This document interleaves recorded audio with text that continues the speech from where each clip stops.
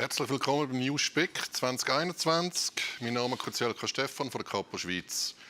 Zum jetzigen Referat zum Thema Gestion de la crise Covid-19 à Genève begrüße ich ganz herzlich Robert Lariboud, medizinischer Verantwortlicher der Sanität Genf. Im Referat wird aufgezeigt, welche Probleme zu Beginn der Krise akut waren, welche Maßnahmen getroffen wurden und inwiefern sich die Maßnahmen auf die laufende Krise ausgewirkt haben. Monsieur, la scène est vôtre. Voilà, donc je me présente effectivement, je suis le médecin responsable du 144 de Genève, c'est-à-dire de toute l'organisation préhospitalière du canton de Genève.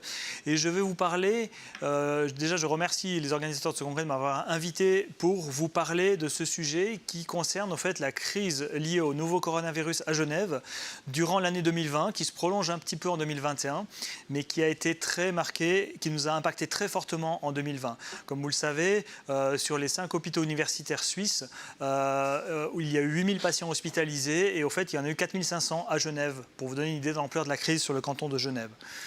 La présentation se fait en 3 grands axes. La première chose que je vais vous montrer, c'est l'organisation du 144 Genève telle qu'elle est avant la crise, pour comprendre la crise.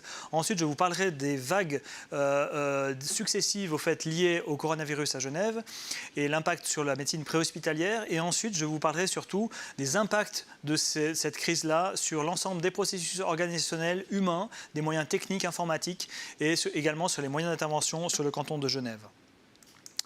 La médecine d'urgence préhospitalière à Genève, qu'est-ce que c'est déjà de manière générale? La médecine d'urgence, l'urgence, c'est une perception. C'est la perception d'une situation qui peut empirer ou s'aggraver donc rapidement avec ou sans soin. La médecine d'urgence, c'est donc une médecine qui est transversale pour prendre en charge une urgence qui est perçue. Vous voyez que la perception, c'est quelque chose d'important. On ne peut pas dire « j'ai une urgence, je l'affirme » et puis ensuite on la prend en charge. Là, on dit simplement que l'on perçoit quelque chose comme urgent et puis on va faire appel au secours. Et l'appel au secours peut se faire sur le numéro 144, bien évidemment, et il peut se faire aussi directement auprès des médecins de cabinet en ambulatoire ou directement vers les services d'urgence hospitaliers ou vers la médecine de premier recours. Et la médecine d'urgence préhospitalière fait justement le pont entre la médecine ambulatoire et la médecine hospitalière. Et il y a le numéro 144 donc, que vous connaissez tous en Suisse, mais il y a également des numéros, et on va en parler un petit peu, dédiés aux urgences non vitales a priori, c'est-à-dire que c'est perçu comme une urgence, mais a priori pas comme une urgence vitale, qui existent et qui sont développées en parallèle du numéro 144 et très souvent associées à ce numéro 144.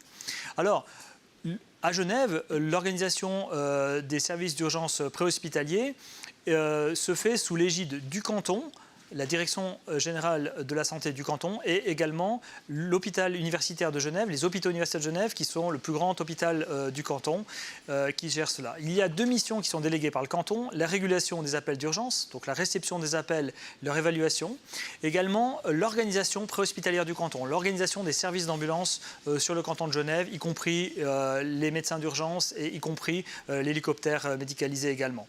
Et puis il y a une mission qui est déléguée uniquement par les hôpitaux et qui concerne en fait les transferts de patients entre les services hospitaliers en ambulance. Et c'est la mission qui est déléguée donc des HUG au 144 de Genève. Mais aussi, la centrale 144, c'est un centre universitaire de formation et de recherche. On forme des régulateurs, on fait de la recherche scientifique à plusieurs niveaux. L'organisation, elle se présente sous la forme d'une centrale d'appel qui prend les appels et qui a pour rôle d'engager les moyens d'urgence sanitaire. En plus de cette centrale d'appel, il y a un centre opérationnel de crise, ce qui se situe sur le même lieu physique. Et il y a également une unité d'organisation et de planification, puisque comme je vous ai dit juste avant, le 144 fait l'organisation du préhospitalier sur le canton de Genève. Et puis, il y a une autre unité qui vous intéressera peut-être certainement, c'est une unité de gestion des systèmes d'information, puisque le 144 met à disposition tous les moyens de communication avec les ambulances, donc des téléphones, des radios, des tablettes et des ordinateurs, et permet donc le lien avec ces moyens d'intervention. Et ça se fait dans le cadre, d'une part, de l'État de Genève, du système d'information de l'État de Genève, et également dans le cadre du système d'information des HUG, des hôpitaux. Donc il y a le côté à la fois sécurité et le côté patient. Particularité, comme je vous l'ai dit juste avant, l'appel d'urgence, c'est une urgence qui est ressentie et qu'on ne définit pas avant d'avoir décroché l'appel. Et d'autre part, une autre particularité, peut-être en particulier vis-à-vis de la police ou des pompiers, c'est que l'ambulance, elle transporte un patient. Donc l'intervention, ce n'est pas juste j'envoie des moyens sur site, mais je transporte également le patient à l'hôpital. La centrale 144 à Genève, elle fonctionne sur délégation médicale. Je vous passe un peu le détail, mais il y a des assistants de régulation. Ce sont des professionnels de santé qui répondent au téléphone à différents niveaux. Ce sont des infirmiers spécialisés ou des ambulanciers spécialisés. Il y a un médecin d'urgence qui délègue ces protocoles, qui n'est pas forcément présent dans la centrale. Et en 2019, nous avons effectué 75 000 appels d'urgence, c'est-à-dire un peu plus de 200 par jour, 50 000 dossiers de régulation. Et parmi tout cela, il y avait quand même presque 15 000, donc un quart, disons, des appels, des évaluations qui relevaient d'une urgence non vitale, c'est-à-dire où il n'y avait pas d'envoi d'ambulance sur ces interventions. Les moyens techniques et organisationnels, donc il y a, comme je vous l'ai dit, une unité d'organisation et de planification avec tout du personnel administratif, etc., dont le but, c'est vraiment de planifier les ambulances sur le canton de Genève et d'organiser les procédures opérationnelles. Puis le centre de compétences en système d'information, ce sont les moyens de gestion des systèmes d'information spécifiques à la centrale et à ses partenaires. Ces particularités sont des interfaces multipartenaires avec de nombreux outils sur des systèmes d'information qui sont différents. Il y a le système de l'hôpital, il y a le système de l'État, il y a le système de la police, et tous ces systèmes-là sont interconnectés entre eux.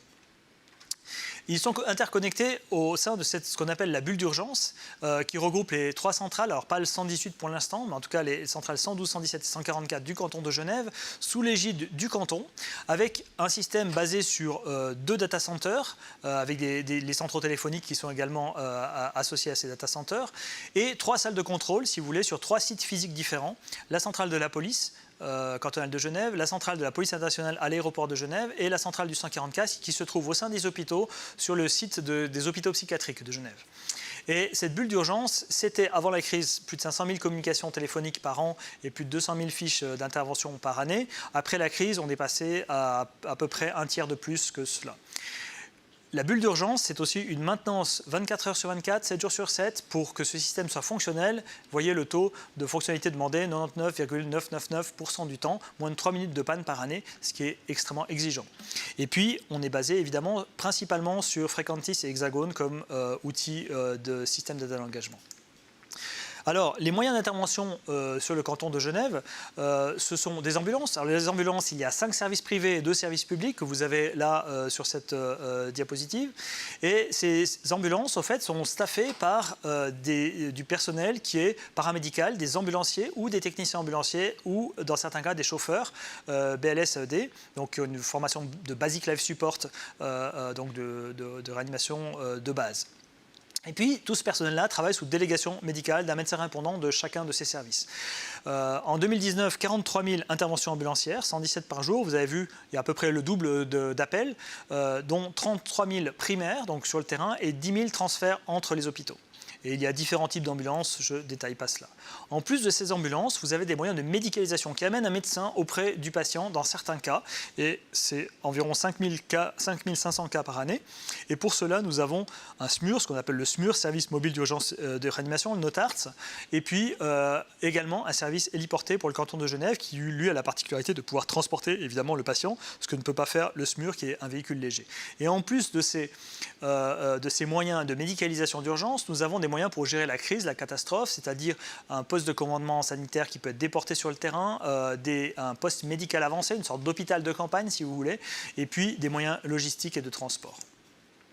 Alors, ça, c'était avant la crise, et il y a eu cette crise du coronavirus qui a débuté le 25 février à Genève, enfin vous verrez les dias après, et qui a eu un impact à différents niveaux. Le premier impact, et de loin le plus important, c'était sur les appels d'urgence, et donc secondairement sur les évaluations téléphoniques des patients que nous avons fait.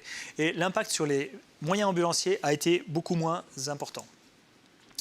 Alors, sur cette diapositive, vous avez l'année 2020 et les appels qui sont arrivés à la centrale 144 en 2020. Vous voyez qu'on commençait à 200 appels par jour et puis qu'effectivement on est monté jusqu'à presque 1200 appels d'urgence par jour, ce qui est énorme, hein, c'est une multiplication par 4 ou 5 de l'activité et qui a nécessité un passage en mode crise. Alors vous avez eu 2 vagues principalement, mais vous voyez qu'entre les 2 vagues, il n'y a pas eu de retour à la normale. Et aujourd'hui, à l'heure où je vous parle, on n'est toujours pas retourné à la normale. De 200 appels d'urgence par jour avant la crise, nous sommes autour de 350 appels d'urgence aujourd'hui. Lors de la première vague, rapidement, nous sommes passés en mode crise. Je viendrai un petit peu après sur qu'est-ce que nous avons fait pour une organisation de crise au 144 Genève.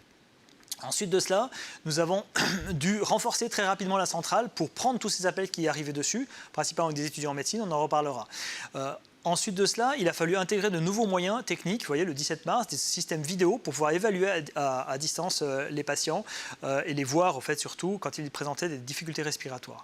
Ensuite de ça, il a fallu mettre en place des systèmes de rappel, parce que quand vous avez autant d'appels qui arrivent, vous en laissez l'immense majorité des malades à la maison, sans forcément de suivi, et du coup, il faut pouvoir cadrer cela pour éviter d'avoir des malades qui passent au travers des mailles du filet.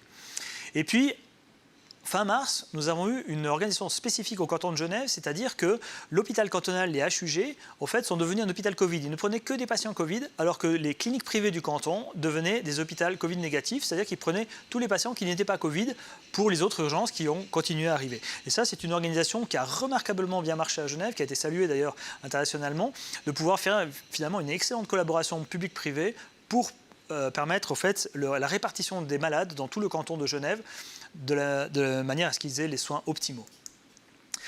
Le triage qui a été fait durant la première vague, ça vous montre quelques chiffres, après je m'arrêterai un peu avec les chiffres, mais c'est 1200 consultations médicales téléphoniques, donc il y a un médecin qui a évalué 1200 situations, 250 en vidéo, 250 rappels à 24 heures, 8000 rappels au 6e jour, donc vous voyez un peu l'impact que nous avons eu. Tout ça, pour la première vague, c'était grosso modo un mois, et nous avons fait tout cela pendant un mois. Durant la deuxième vague, 1800 consultations téléphoniques, 200 en vidéo, 300 rappels, etc. Ce que nous avons aussi développé beaucoup durant la deuxième vague, c'est la téléassistance médicale des ambulanciers. Une ambulance est sur place auprès d'un patient et il y a un médecin qui finalement prend en vidéo l'ambulancier pour évaluer si on peut laisser le patient à la maison. Et je vous ai mis à droite la télémédecine donc, a explosé durant cette pandémie. À Genève, à Berne, vous avez la chaire de télémédecine d'urgence qui a été créée à l'hôpital et qui est aujourd'hui en plein développement et qui rentre très clairement dans l'orientation de la médecine d'urgence des années à venir. Alors pourquoi est-ce qu'on a eu tout cet impact-là aussi fort sur le plan des appels et des évaluations? C'est à cause du fait de 3 choses. D'une part, les médecins privés n'avaient pas les moyens de se protéger, donc ils avaient tendance à ne pas vouloir voir des patients. Puis deuxièmement, durant la première vague, il a été dit qu'il est interdit aux cabinets médicaux d'effectuer des examens, des traitements, des thérapies non urgents. Les cabinets médicaux, habituellement, ce qu'ils font, c'est qu'ils suivent leurs patients chroniques et de temps en temps, au milieu, ils mettent des urgences. Si on leur dit de ne plus suivre leurs patients chroniques, ils vont tout simplement fermer leurs cabinets médicaux. Et puis, en plus, on a dit officiellement, appelez toujours avant de vous rendre chez votre médecin aux urgences. Comme les médecins avaient fermé leur cabinet, que faisaient les patients? Ils appelaient où il y avait une réponse, le numéro 144 et les numéros que nous avons mis en plus par rapport à cela, pour répondre à cela. En termes d'évaluation téléphonique de patients, nous avons évalué, vous voyez, le nombre, à peu près 107 patients par jour, ça c'est ce que nous avons habituellement, hors Covid, et à cela se rajoutaient les patients Covid, 45 patients par jour. Donc de 107 patients par jour, nous sommes passés à presque 160 patients par jour qui ont été évalués. Et vous voyez, les symptômes que présentaient les patients, c'était de la fièvre, de la toux, pour l'immense majorité d'entre eux, et des difficultés respiratoires pour un tiers d'entre eux. Ce qui veut dire que sur 300 évaluations Covid par jour que nous avions certains jours, vous aviez 100 évaluations de patients en détresse respiratoire. Donc imaginez le tri qu'il faut faire par rapport à cela. Ça représente la moitié déjà des appels que nous faisions sur 24 heures pour toute pathologie confondue. Les interventions ambulancières ont été beaucoup moins marquées en termes de volume, puisque nous avons eu quand même presque 3000 interventions ambulancières primaires donc pour des patients Covid, sur les 32 000 interventions annuelles. Quel impact a eu cette crise sur les processus organisationnels? Je vous ai dit tout à l'heure, nous avons mis en place une cellule de crise. La cellule de crise, je la détaille très rapidement, mais à droite, vous avez l'hôpital, tout ce qui est bleu. À gauche, vous avez ce qui est marqué AMG, HMU, PRUC, tout ça. C'est le réseau des urgences du canton et le réseau des médecins du canton. En haut à gauche, vous avez l'organisation catastrophe, et puis enfin, vous avez la santé publique. Et au fait, cette cellule, elle a fonctionné tous les jours avec des sous-cellules que vous avez en gris en bas, avec 4 domaines que je vais détailler un petit peu. D'une part, la partie ce qui se passait à la centrale pour la régulation, d'autre part, ce qui se passait sur le terrain, et puis ce qu'on voit moins, mais qui est extrêmement important, c'est les cellules support et les cellules de monitoring et de veille qui ont fonctionné tout le long de la crise et qui continuent de fonctionner encore actuellement. L'impact sur le processus de régulation, tout simplement, vu le nombre d'appels, il a fallu augmenter les équipes.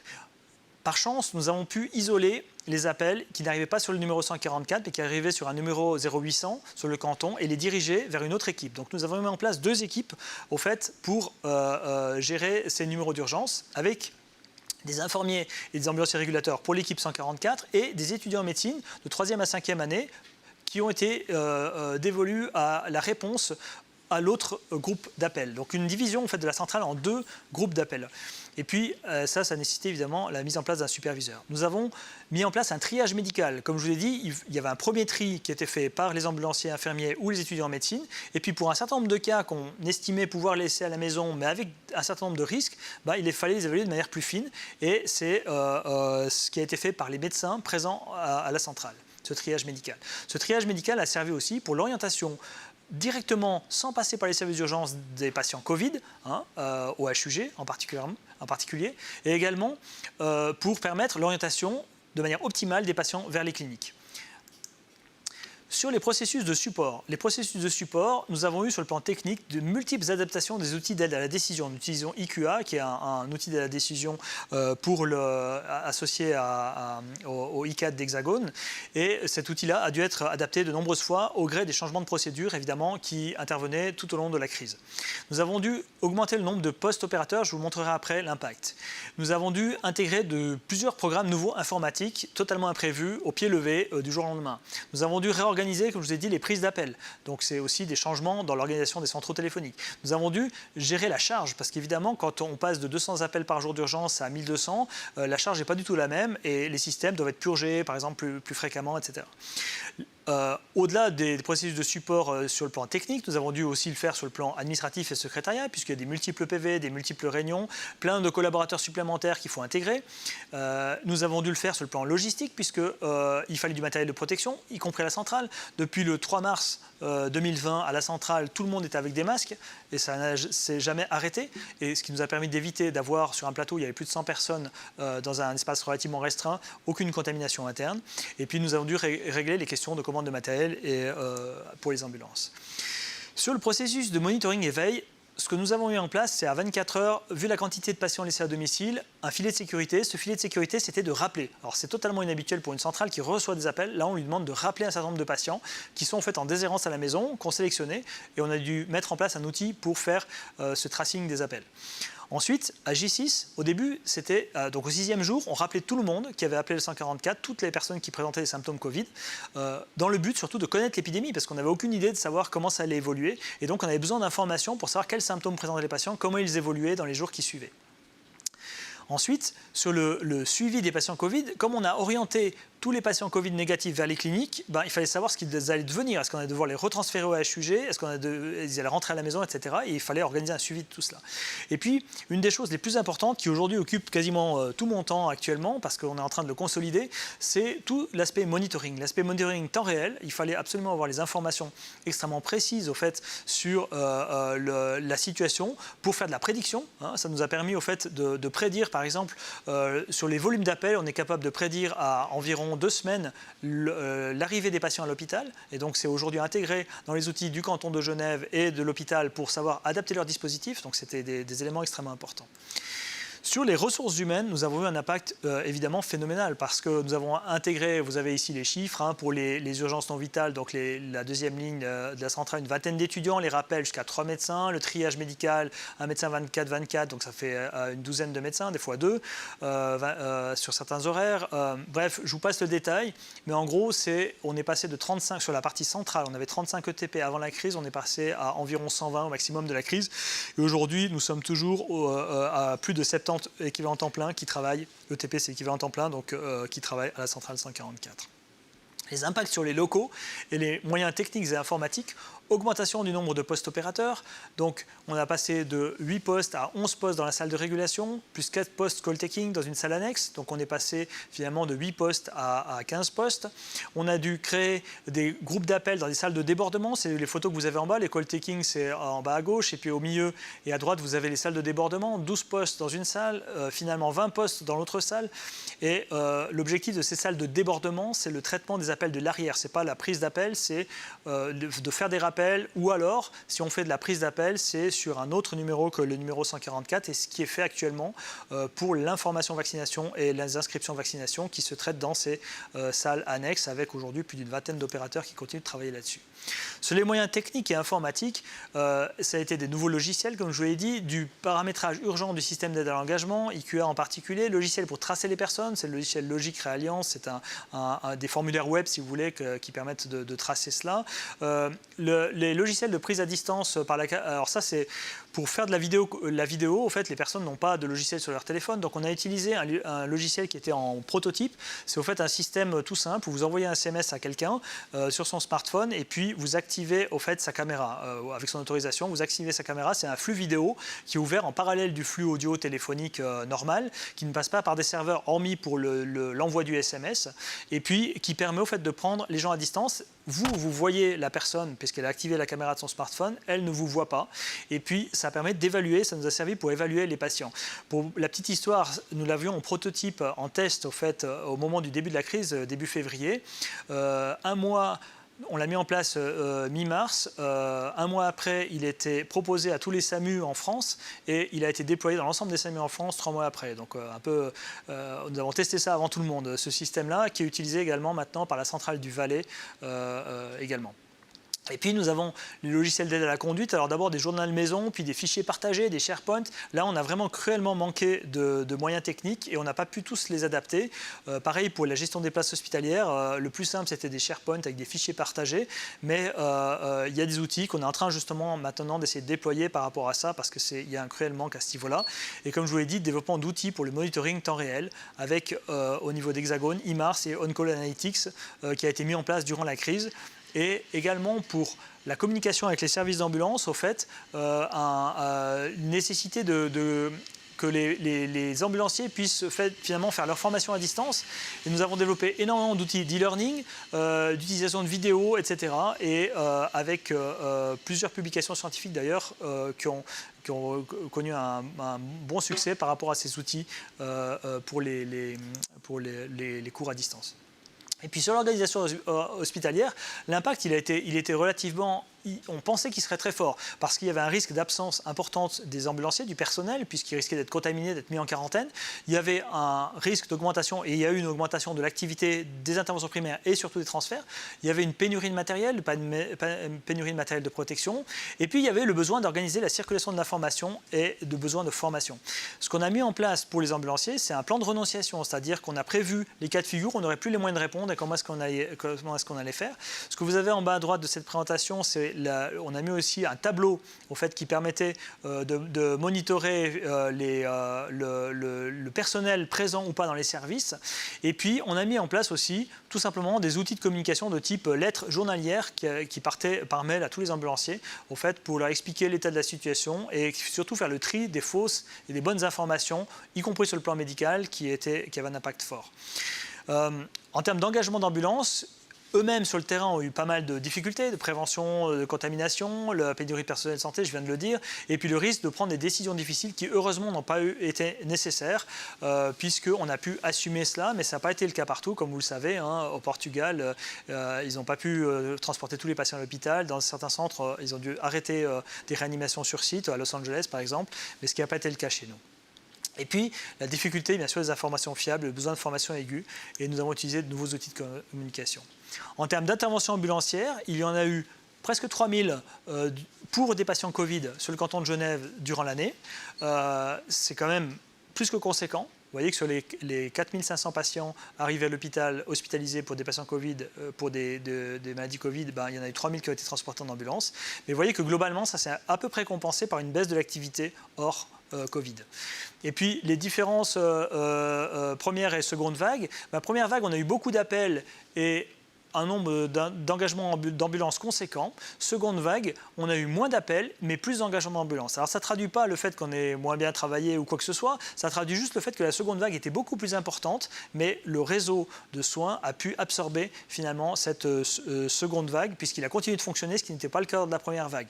Et on le voit d'ailleurs en bas, puisque au fait, les NACAS et les gravités des patients, on voit qu'on a eu beaucoup plus de patients graves durant la seconde vague que durant la première.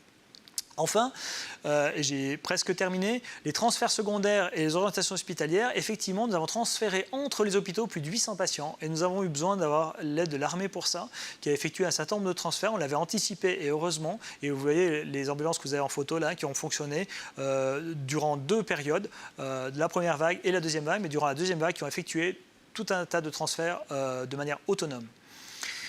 Dernier point, c'est concernant l'orientation des patients en ambulance. Comme je vous le disais, on a orienté vers toutes les cliniques du canton les patients Covid négatifs. Et il a fallu mettre en place des outils de triage et nous avons utilisé une application qui était préexistante sur des tablettes qu'avaient les ambulanciers pour trier ces patients, pour qu'ils sachent au fait où est-ce qu'ils devaient amener leurs patients en fonction de son symptôme principal et de sa gravité. Mais malgré tout cela, nous avons donc sur l'année multiplié par 3 environ le nombre de patients que nous transférions vers les cliniques du canton, qui avant la crise étaient autour de 3 à 5 patients par jour, et là vous voyez qu'on est monté jusqu'à 40 patients par jour. En conclusion, c'est une crise assez particulière que nous avons vécue et je pense qu'il y a quelques éléments qu'il faut qu'on retienne pour l'avenir. D'une part, il faut intégrer la pandémie comme un modèle de crise à préparer, c'est probablement toujours le modèle qu'on a négligé. D'autre part, il faut retenir que la communication à la population, c'est essentiel et il faut parler juste, il ne faut pas dire des choses qu'on ne connaît pas et nous on l'a vu au niveau des ambulanciers. Il faut une ligne et des outils de communication pour l'urgence ressentie et pas seulement l'urgence vitale que les gens imagineraient a priori. Comme toutes les crises, il ne faut pas oublier les autres patients parce que si on a dû s'organiser pour traiter les autres patients, ceux qui n'étaient pas Covid, ça nous a impacté très fortement. Et puis, nous avons un gros bénéfice du pilotage centralisé et de l'intégration de l'ensemble du réseau de soins du canton, que ce soit la santé publique, les cliniques, les médecins ambulatoires pour gérer tout cela. Enfin, l'impact massif de la télémédecine d'urgence pour toutes les étapes de la prise en charge des patients, ça c'est quelque chose qui est vraiment nouveau. Les perspectives, nous ne sommes pas encore sortis de la crise et on sait que la sortie est souvent beaucoup plus difficile que la montée en puissance parce que comment on s'adapte à une nouvelle normalité, que va-t-il rester? Je vous ai listé un petit peu ce qui va rester ici, infrastructure, le principe des rappels, la médicalisation probablement du 144, les lignes d'urgence non vitales. Et que faut-il consolider en priorité? D'une part, les fonctions clés du personnel que maintenant on a identifié comme essentielles dans les centrales, les outils. Pour nous à Genève, c'est le dossier patient préhospitalier numérique, aussi de gestion du temps, les outils de monitoring. Et puis je terminerai par un dernier point, c'est clair qu'aujourd'hui nous nous préparons plutôt à un risque de sécurité sur tout ça. On n'avait pas été attaqué par des problématiques de sécurité au niveau du 144 Genève ni au niveau des HUG. Vous savez que c'est le cas dans d'autres hôpitaux français ou des centrales d'urgence qui ont été attaqués avec de différentes manières. Et nous pensons que la prochaine crise que nous allons vivre, ce ne sera pas une pandémie, mais plutôt une cyberattaque massive qui risque de nous désorganiser tout l'hôpital ou la santé publique du canton, et y compris les engagements d'ambulance. Voilà.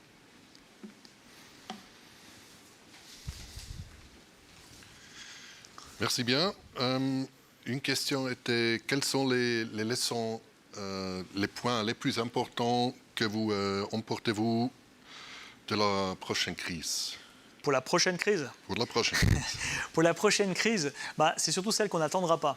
Donc la problématique, c'est que je pense qu'il faut travailler sur des crises qui nous paraissent irréalistes au début, comme la pandémie. Personne ne pensait que ça allait arriver, et c'est arrivé. Et je pense que les crises pour lesquelles on se prépare habituellement, qui sont chez nous plutôt les incendies, les attentats, ce genre de choses, on est relativement bien préparé. Et là, ce qui nous a servi durant cette crise, c'est d'utiliser ceux pour lesquels on s'était déjà préparé, la gestion des places hospitalières, etc. La prochaine crise, elle sera différente, ça ne sera pas la même. Et là, on travaille principalement sur les outils, le risque de crise lié à une attaque informatique. Et donc, nous sommes en train de travailler de manière drastique sur les plans de continuité d'activité, au fait, avec des moyens beaucoup plus simples de communication et de gestion pour pouvoir gérer cette future crise. Donc, je pense que c'est surtout pour l'avenir, imaginer une crise. Les crises les plus improbables, c'est celles qui risquent de nous arriver dessus. Pour autant que je sache, il n'y a pas d'autres questions. Alors, merci beaucoup pour votre présentation. Merci. Und Ihnen wünsche ich Viel Spaß bei den weiteren Präsentationen und vielen Dank für Ihre Teilnahme.